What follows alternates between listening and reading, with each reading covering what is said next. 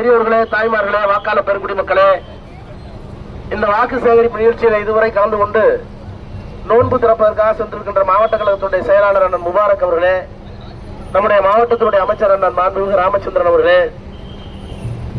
கழகத்தினுடைய இந்த பகுதியினுடைய நிர்வாகிகள் சிவானந்த ராஜா, திராவிடமணி, காசிலிங்கம், பாண்டியராஜன், நவ்புல், சந்திரபோஸ் உள்ளிட்ட மாவட்ட கழகத்தினுடைய துணை செயலாளர் ரவி உள்ளிட்ட திராவிட முன்னேற்ற கழகத்தினுடைய நிர்வாகிகளே, கூட்டணி கட்சிகளின் சார்பில் கலந்திருக்கின்ற காங்கிரஸை சேர்ந்த அவரான்சன், மார்க்சிஸ்ட் கம்யூனிஸ்ட் கட்சியுடைய ராஜன், முஸ்லீம் லீக்கினுடைய முஜீப், விடுதலை சிறுத்தைகள் சார்பில் கலந்து கொண்டிருக்கின்ற மகேஸ்வரன், விடுதலை சிறுத்தைகள் சார்பில் கலந்து கொண்டிருக்கின்ற ராஜேந்திர பிரபு,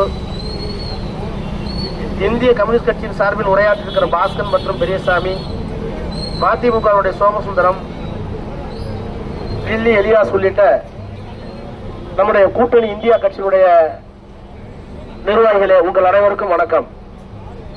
நடைபெற இருக்கின்ற நாடாளுமன்ற தேர்தலில் திராவிட முன்னேற்ற கழகத்தின் சார்பில் கூட்டணி கட்சியினுடைய ஆதரவோடு நான் 4வது முறையாக உங்களிடத்திலே நம்முடைய அன்பு தலைவர், தமிழ்நாட்டுடைய முதலமைச்சரால், திராவிட முன்னேற்ற கழகத்தினுடைய தலைவரால் உங்களிடத்திலே ஒப்படைக்கப்பட்டிருக்கிறேன். அந்த தலைவர், என்னை உங்களிடத்திலே ஒப்படைத்த தலைவர், இந்த தேர்தலை பற்றி கடந்த 2 வாரங்களாக அறிக்கைகள், பேச்சுக்கள் எல்லாம் நீங்கள் பார்த்திருப்பீர்கள் தொலைக்காட்சியில. அதிலே ஒரு முழக்கம், உங்கள் ஸ்டாலின் அழைக்கிறேன், இந்தியாவை காப்பாற்ற உங்கள் ஸ்டாலின் அழைக்கிறேன்.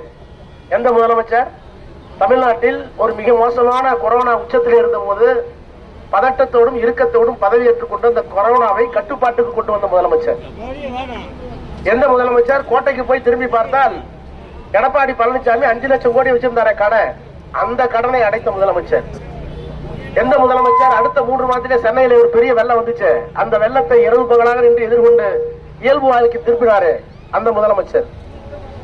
அதே போல கொரோனா காலத்தில் முடங்கி கிடந்த அந்த முடக்கு வாழ்க்கைக்காக 4000 ரூபாய் ஒரு கார்டுக்கு தருவேன் என்று சொல்லி அந்த 4000 தந்த முதலமைச்சர். அப்புறம் மகளிர் உரிமை தொகை அறிவிச்சார் 1000 ரூபாய். யாரும் நம்பல. நான் டெல்லியில 25 வருஷமா இருக்கேன், ஒருத்தரும் நம்பல. என்னங்க அவங்க தலைவர் என்ன துபாக்கூர் கொடுறாரா ஓட்டுக்குசரம்? தீபாவளி கொடுக்கலாம், பொங்கல் கொடுக்கலாம், ஒவ்வொரு மாசமும் 1,50,000 கோடி கார்டு இருக்குமே, 1,30,000 கார்டு இருக்குமே, எப்படி கொடுக்க முடியும்னு கேட்டாங்க. எங்களுக்கே கேட்க பயமா இருந்தது. ஆனால் அடுத்த ஓராண்டில் அதையும் தந்த ஒரே முதலமைச்சர் இந்தியாவில் அவர்தான். அதே மாதிரி காமராஜர் காலத்துல மதிய உணவு திட்டம். இப்ப நான்லாம் வீட்டுல 8வது புள்ள, எங்க அப்பா அம்மா 2 பேருமே விவசாயி தான். நான் மதிய உணவு தான் சாப்பிட்டேன். அப்பெல்லாம் சாதாரணமா இருக்கும், ஒரு சாம்பார், ஒரு சாப்பாடு, அவ்வளவுதான். அப்புறம் எம்ஜிஆர் பின்னாடி வந்தார் எங்க காலத்துக்கு பிறகு, கொஞ்சோண்டு காயும் பருப்பும் போட்டார். அது சத்துணவுன்னு பேர் வச்சார். அது உண்மையான சத்துணவா இருந்தான்னு தெரியாது.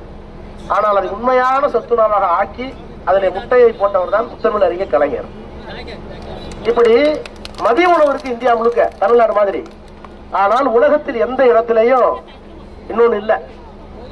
முதலமைச்சர் ஒரு நாள் பாக்குறாரு பேப்பரை, எங்கேயோ 2 குழந்தைகள் காலையில 9 மணிக்கு பிரேயர்ல மயங்கி விழுந்துருச்சு. என்னன்னு விசாரிக்கிறார்.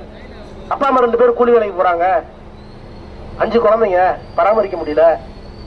ராத்திரி ரசம் சோறும் துவையலும் கொடுத்தாங்க, சாப்பிட்டோம். காலையில பள்ளிக்கூடத்துக்கு போய் சாப்பிட்டுட்டாங்க. காலையில வெயில்ல நின்று மயங்கி விழுந்துட்ட பசி. உடனடியாக முதலமைச்சர் ஆழ்ந்து சிந்தித்தார்.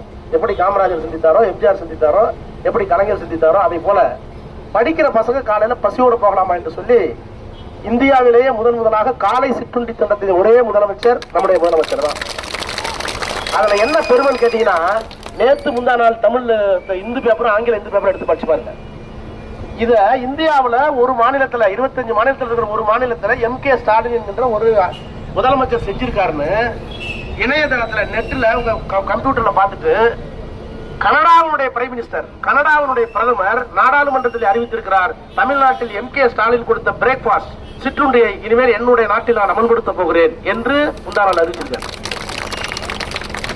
அப்புறம் போறாரு, நரிக்குறவர் வீட்டுக்கு போறாரு. அவருடைய தேவை என்னன்னு கேட்கிறாரு. எஸ்டி ஆகணுங்கிறாங்க, சரி பண்ணி தராங்கிறாரு. சாப்பிட்டு போகிறாரு. அவங்க முதலமைச்சரை பார்த்து உட்காந்து அங்கேயே சாப்பிடுறாரு. கறிக்குழம்பு கொடுக்குறாங்க, நல்லா சாப்பிடுறாரு. ஆனா காரம் சரியான காரமா இருக்கு. உடனே நம்ம சாமி அவ்வளவு காரமா சாப்பிடுவோம், நாங்க கொரோனா இல்லாம தெம்பா இருக்கு. அதையும் சாப்பிட்டு 2 நாள் கழிச்சு ஸ்பெயின் போறாரு. ஸ்பெயின்ல போய் அங்க உலக முதலீட்டு மாநாடு நடத்தி அங்கிருந்து பெரிய பெரிய பணக்காரர்கள் கூட்டு வந்து தமிழ்நாட்டில் இன்வெஸ்ட் பண்ணுங்க, முதலீடு செய்யுங்க, கார் தொழிற்சாலை, கப்பல் தொழிற்சாலை.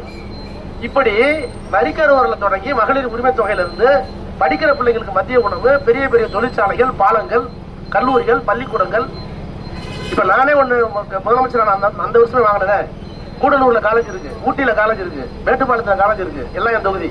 சத்தியமங்கலத்துல காலேஜ் இருக்கு, என் தொகுதி. அவினாசியில காலேஜ் இருக்கு, என் தொகுதி, அரசு கல்லூரி. ஆனால் அவினாசிக்கு சத்தியமங்கலத்துக்கு மேல தாளவாடின்னு ஒரு மலை இருக்கு.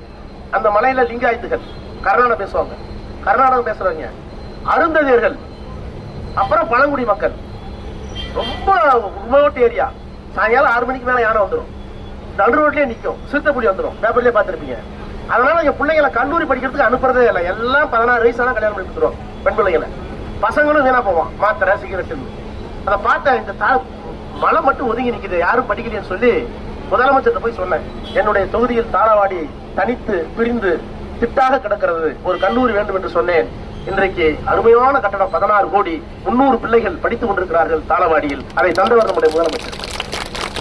இதெல்லாம் சொல்றதுக்கு காரணம், இவ்வளவு தமிழ்நாட்டில் இயக்குகின்ற முதலமைச்சர் ஏன் இந்தியாவை காப்பாற்றுவதற்கு ஸ்டாலின் குரல் என்று கூறுகிறார்? இந்தியாவுக்கு என்ன ஆச்சு? யார் கையில இருக்கு இந்தியா? மோடி கையில இருக்கு. நம்ம கிராமத்துல சொல்லுவோம்ல, குரங்கு கையில பூமாலை. குரங்கு கையில நல்ல பூமாலை கொடுத்தா என்ன ஆகும்? அது என்ன வந்து அப்படியே ராமேஸ்வரம் வந்து போட்டுட்டு போமா, உங்ககிட்ட போடுமா, பிச்சு பேனு பார்த்துடும். அது மாதிரி இந்தியாவை 10 வருஷமா கையில வச்சுக்கிட்டு அதை பிச்சு பேனாக்கி மதத்தை சொல்லி, மொழியை சொல்லி, ஒரே மொழி, ஒரே மதம், ஒரே சாப்பாடு, ஒரே தேர்தல், எல்லாம் ஒற்றை பண்பாடு, எல்லாம் ஒரே பண்பாடு. எப்படி முடியும்? 1947 நாடு சுதந்திரம் அடைஞ்சது. வெள்ளக்காரன் நம்ம விட்டு போனோம். அப்போ வெள்ளக்காரன் வந்து துப்பாக்கி முனையில அடைக்க வேண்டாம், நம்ம அப்படி ஆள முடியாது. காந்தி சொன்னார், நம்மளுடைய வேற்றுமைகள் நிறைய இருக்கு. இஸ்லாமியர்கள் இருக்காங்க, கிறிஸ்தவர்கள் இருக்காங்க, இந்துக்கள் இருக்காங்க, சீக்கியர்கள் இருக்காங்க, சமணர்கள் இருக்காங்க, புத்தரை வழிபடுறவங்க அவங்க இருக்காங்க. இவர்கள் எல்லோரும் வேறுபட்ட மதங்களா இருக்கிறதுனால அவங்களுக்கு வேண்டிய உரிமைகளை, பாதுகாப்பை எப்படி வழங்குவது? அப்புறம் வெவ்வேறு மொழி இருக்கு. தமிழ் பேசுறாங்க, மலையாளம் பேசுறாங்க, கர்நாடகம் பேசுறாங்க, ஒரியா பேசுறாங்க, கொஞ்சம் மேல போனா மராட்டி, அப்புறம் மேல போனா பஞ்சாபி, அப்புறம் கொஞ்சம் மேல போனா குஜராத்தி, அப்புறம் மணிப்பூரி, அப்படியே காஷ்மீரி, அப்புறம் ஹிந்தி, அப்புறம் உருது, இந்துஸ்தானி, இவ்வளவு மொழிகள் இருக்கு. அப்ப மதம் வேற, மொழி வேற, சாப்பாடு வேற. நம்ம சாப்பாடு ராஜஸ்தான்ல கிடைக்காது, ராஜஸ்தான் சாப்பாடு இங்க கிடைக்காது, மணிப்பூர்ல சாப்பிடுற சாப்பாடு நமக்கு கிடைக்காது. உடை வேற, நம்ம கட்டுற வேட்டி அங்க கட்ட மாட்டாங்க, அவங்க போடுற குருதா நம்ம போட மாட்டோம். அப்ப உடை வேற, உணவு வேற, மதம் வேற, மொழி வேற, பண்பாடு வேற, பழக்க வழக்கம் வேற, எல்லாம் வேறுபட்ட இந்த இந்தியாவை என்ன செய்ய வேண்டும் என்று காந்தியினுடைய ஆலோசனையின் பேரில் ஓராண்டு காலம் உட்கார்ந்த அரசியல் நிர்ணய சபை. அந்த சபையில நேரு, அம்பேத்கர், வல்லபாய் பட்டேல், காயிதே மில்லத், அதே மாதிரி இன்னைக்கு இருக்கிற பிஜேபியினுடைய தலைவர்கள் அன்றைக்கு இருந்தாங்களே, ஜெயகர், அதே போல சாமா பிரசாத் முகர்ஜி, இவரெல்லாம் பெரிய அறிவாளிகள், வெளிநாட்டுல போய் படிச்சு வந்தவங்க. ஓராண்டு காலம் உட்கார்ந்து சுப்ரீம் கோர்ட் என்ன அதிகாரம், பிரதமருக்கு என்ன அதிகாரம், மாநிலங்களுக்கு என்ன அதிகாரம், கவர்னருக்கு என்ன அதிகாரம், ஹைகோர்ட்டுக்கு என்ன அதிகாரம், சட்டமன்றத்துக்கு என்ன அதிகாரம், ஏன் பஞ்சாயத்துக்கு என்ன அதிகாரம், இவ்வளவையும் வினாவாரியா சொல்லி பத்திரிகைகளுக்கு எவ்வளவு சுதந்திரம். அப்புறம் இந்த நாடு என்ன நாடு தெளிவா இருக்கு. இந்த நாடு ஜனநாயக குடியரசு நாடு 1, இந்த நாடு மதசார்பற்ற நாடு 2, இந்த நாடு சமதர்ம நாடு, சோசியலிஸ்டிக் செக்குலர் டெமோக்ராட்டிக் ரிபப்ளிக். இந்த நாடும் முதல் வரியிலே இருக்கு, எழுதி வச்சுட்டு போனாங்க. அப்ப 75 ஆண்டு காலமாக இந்த நாடு ஒற்றுமையாக இருப்பதற்கு காரணம் இந்த அரசியல் சட்டம். அந்த அரசியல் சட்டத்தை நாங்கள் மாற்றுவோம் இந்த தேர்தலுக்கு பிறகு சொல்றாங்க. மாநில உரிமைகளை பறிக்கிறாங்க. ஒரு முதலமைச்சர், டெல்லி தலைநகருடைய முதலமைச்சர், நம்மள மாதிரி ஓட்டு போட்டு தேர்ந்தெடுக்கப்பட்ட முதலமைச்சர் ஜெயில வச்சிருக்காங்க எதிர்த்து பேசுறதுக்காக. ஜார்க்கண்ட் முதலமைச்சர் உள்ள இருக்காரு, எந்த மாநிலத்தையும் மதிக்கிறது இல்ல, எந்த மொழியும் மதிக்கிறது இல்ல, எல்லாரும் பயப்படுறாங்க.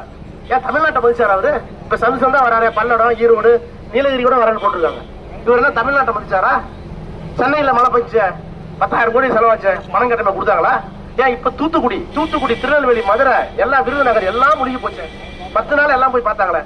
இந்த அம்மா நிர்மலா சீதாராமன் வந்தாங்களே, ராஜ்நாத் சிங் வந்தாரு டிஃபென்ஸ் மினிஸ்டர், வந்து பார்த்துட்டு போய் முதலமைச்சர் டெல்லிக்கு போய் கடிதம் கொடுத்தார். 37,000 கோடி பயிர் போச்சு, பனமரம் போச்சு, நெல்லு போச்சு, கரும்பு போச்சு, மஞ்சள் போச்சு, வாழை போச்சு, பாலம் போச்சு, பள்ளிக்கூடம் போச்சு, எல்லாம் போச்சு, எங்களுக்கு ஆயிடுச்சு, மத்திய அரசாங்கம் கொடுங்க. ஐயோ கட்டாயம் தரேன், வாங்க வாங்க போட போறாங்க. இவ்வளவு இவ்வளவு போட்டாங்களா? போட்டாங்க. பிரதமரை போய் பார்த்தாரு, முதலமைச்சர் பார்த்தாரு, தரேன் கடைசி வரைக்கும் தரல. இன்னைக்கு நேற்று தாளவாடி, இன்னைக்கு ரொம்ப கலப்பா இருக்கு. ஆனா உங்ககிட்ட ஒண்ணு சொல்லிட்டு போகணும், ஒன்னே ஒன்று சொல்லிட்டு போகணும். பார்லிமெண்ட் என்ன தெரியுமா நடந்தது? ராஜா, நான் போய் நேரம் பார்த்தேன், பணம் தர மாட்டேங்கிறாங்க, நீ நாடாளுமன்றத்தில் பேசுனாரு. நான் பேசினேன் நிதியமைச்சர்கிட்ட, நாங்க 37,000 கேட்டோமே, அந்த பணம் என்னாச்சுன்னு கேட்டேன். 1500 கோடி ஏற்கனவே கொடுத்துட்டாங்க.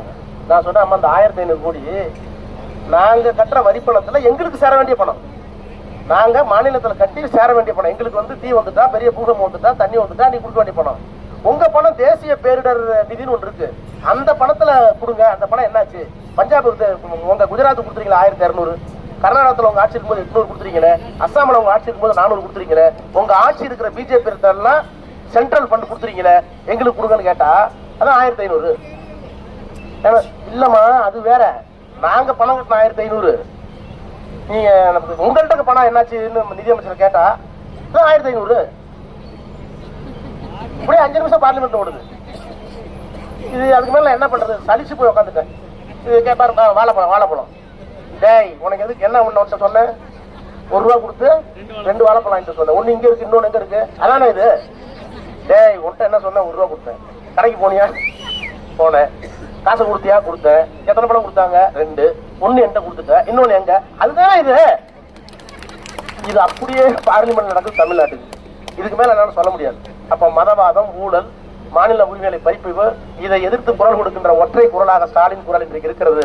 அந்த குரலுக்கு மதிப்பெடுத்து என்னை நாடாளுமன்றத்துக்கு மீண்டும் அனுப்புங்கள், உதயசூரியன் புத்தகத்திலே வாக்களிங்கள் என்று கேட்டு விடைபெறுகிறேன். நன்றி நன்றி நன்றி. பந்தலூர் மேற்கொன்றிய கழகத்தின் சார்பில் நம்முடைய வெற்றி வேட்பாளர் அண்ணன் ராஜா அவர்களை வரவேற்று இந்த மலர் மாலையை ஒன்றிய கழகத்தினுடைய செயலாளர் அவர்கள் அணிவிக்கின்றார்.